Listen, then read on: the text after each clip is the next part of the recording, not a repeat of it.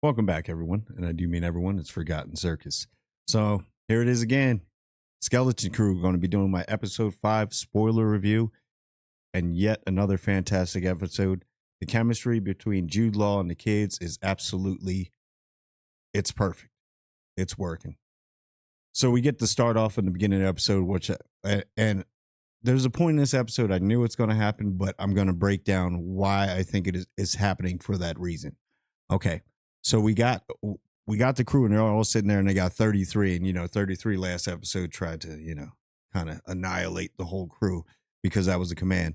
But I do like the back and forth, the turn. Everybody's like, you turn it on, no, you turn it on, no. It's the back and forth banter between um Joe not Wood and Fern is hilarious because she just does not trust him at all, right? And so um you turn it on in 30. They got him all roped up, and this part was absolutely funny.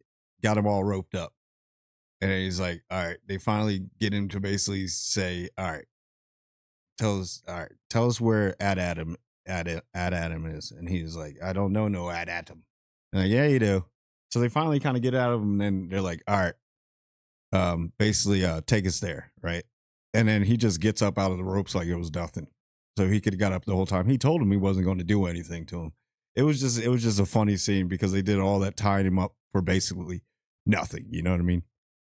And so we finally get he gets a little confused because I don't think he has the full coordinates. I think he has the coordinates to get to certain places, kind of like the breadcrumbs. You know what I mean?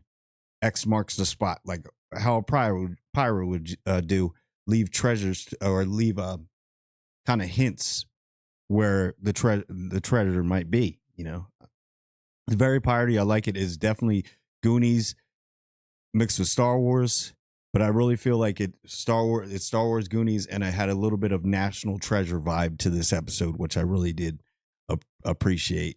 That's a very underrated movie, both of them. But so they get there, and it's like they get confusing. Like, here it is, Ad Atom, and it's like this spa planet, which is so dope, right? I love how in this show we're seeing more of the Star Wars galaxy because there were some other places that were like untouched, probably stayed neutral. The Empire never ran through there. The Republic really never, or maybe they did because it seems like there's a lot of enemies that are at the spa, but they all have that one thing in common. We're here for R&R. Yeah, we can settle our stuff on a different planet somewhere, but not on this planet. So it was cool them going on the planet, and the scene where he tells him, "All right, I'm going to need all your credits, every single one." So John Nana Wood, he has gone throughout this universe, and he makes enemies wherever he goes, obviously. And so we get to the planet, and it's basically like a resort. Like it has something for every single species. And I like how they showed the kids, and they were saying they were the elders, and it was funny. They just put on some of the pirate stuff, and they're like, "Oh, okay." So they go in there, and then they run into this bounty hunter at the bar, and you got to see a hut, which was cool in the mud bath. You got to see a hut. Why are the huts so always there? All of them are so arrogant. How do they get all their money? It's insane. But so that scene was funny with the I guess the person that works there came up, and Jabba just grabs him and about to eat him. He's like, no, not again. So obviously he probably can't digest them. So this guy probably goes through it all the time with the huts. And we get to see more of like, so there's bounty hunters there, right? And it's one that he knows, and he's done. She's probably going to be bit. And what did she have? Like she had like a Scottish accent, which is pretty. I love all the new species that we're seeing in the show. It's opening up so much more. So they get there, and then they're going to be like, we got to search around because there's got to be some clue here to get to Ad Adam. So they're all going around, and there was one point on the ship when you saw that Jude Law, he kind of is he's stepping into that father figure, but doesn't want to because he knows what his mission is, and he'll use anybody to get there. But you can tell he's starting to actually, he really does feel for the kids. It's just, he's overwhelmed by his greed. And I think that'll break eventually. It'll break. he's got to have his ups and downs because you can't trust him. So he shows him, and then Wim's like, well, if you're not a Jedi, then what are you? And then you got to see the parents in this episode, and the parents like kids themselves. They're like sneaking behind the scenes. And I like how they don't make the droids stupid in this. They're very smart. Like when Wendell is like, show me your hand. What do you have behind your back, sir? He's like, nothing. He's like, show me your other hand. And then he's like, show me both hands. Right? So the parents have a plan to try and find it, but they're just as sloppy as the kids are, which is funny. It just shows you innocence, and nobody was prepared for this adventure or this situation. So you got that, and then we get to the part where they find the clue. Now the pirates coming out, Wolfman over there, sending his ship, and it seems like that place is not very well protected because they get on pretty easily against their little escort fleet. They just shoot them out the sky and get there. So they get to this part with the acid, and then he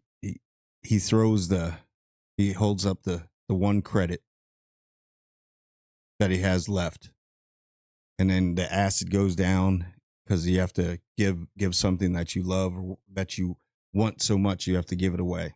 So that goes down. I do like how they get into this layer, and this is where it felt like National Treasure and like Indiana Jones. Don't touch anything. Just don't touch anything. Right. So obviously we see a lightsaber, which was a very cool design, by the way. Very cool design. And Wim found it. And this is a part where they finally find oh yeah, there was a part 2 in here when he was like Wim's like, what's a concubine? And Jude Law's like, yeah, I'll tell you about that later. You don't need to know that yet. A little too young, whatever. So obviously the concubine had killed the captain now. So is she the supervisor that's on that planet of Adam? We will see. We will find out. So we find out it is the Onyx Cinder is the ship.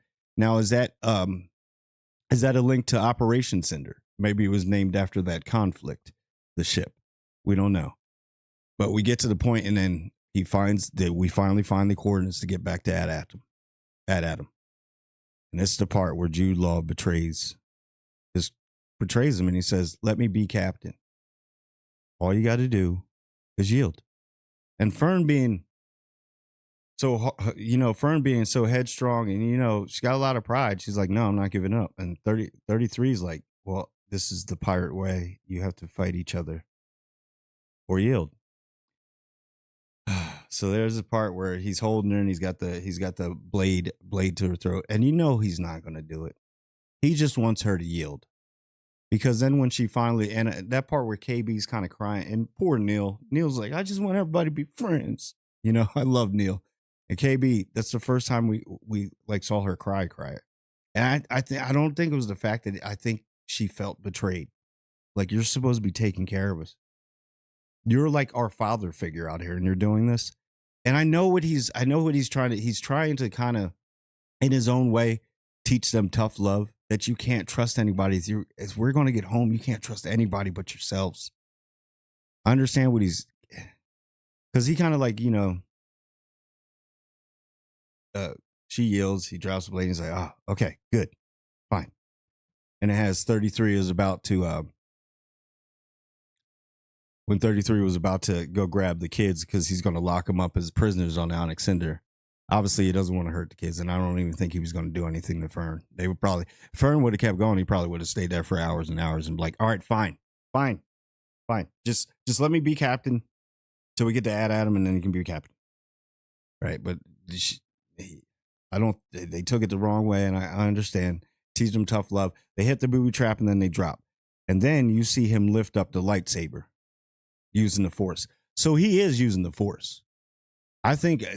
Now it makes me wonder how many people got away during Order 66. How many people got away?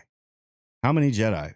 Because if there's so many Jedi out there, and I get it, it's kind of a plot hole, but there's so many Jedi out there, y'all gotta like regrouped and probably made an assault back on the Empire again. There's so many out there, so he's not really, I don't know if he's a Jedi, but he is a Force user. Probably one that fell beneath the cracks. Family probably hid him from the Jedi, stuff like that. We'll find out his his parentage, because he says just forget everything. So there's something that's tells women to forget everything. So there's something with that. But when he lifts up the lightsaber, I'm like, is this may be on his path to like, what would a Jedi do? I don't know. I'm not a Jedi. But now he's got the lightsaber. I like how when Wim came out with it, it was just like a kid would do. He didn't know he had it upside down. And the shot out was like, oh. And the special effects and even leaving the burn mark next to the lightsaber on the ground, I like that. That's something we had never really seen a lot before in Star Wars, except for some. But overall, it's a great episode. But now John Wood, you're on the bad side again. But I really feel like he's gonna have his comeuppance, and he's gonna have like kind of his how can you say what do you call it when they go back to redemption arc. He'll have his redemption arc. You can tell he cares for these kids because he's going to get in a place where he needs those kids, and those kids are probably going to save him. And he's probably like, I will never do that to y'all again. I promise you. But anyway, I can't wait for the next episode. That was a episode 5 review.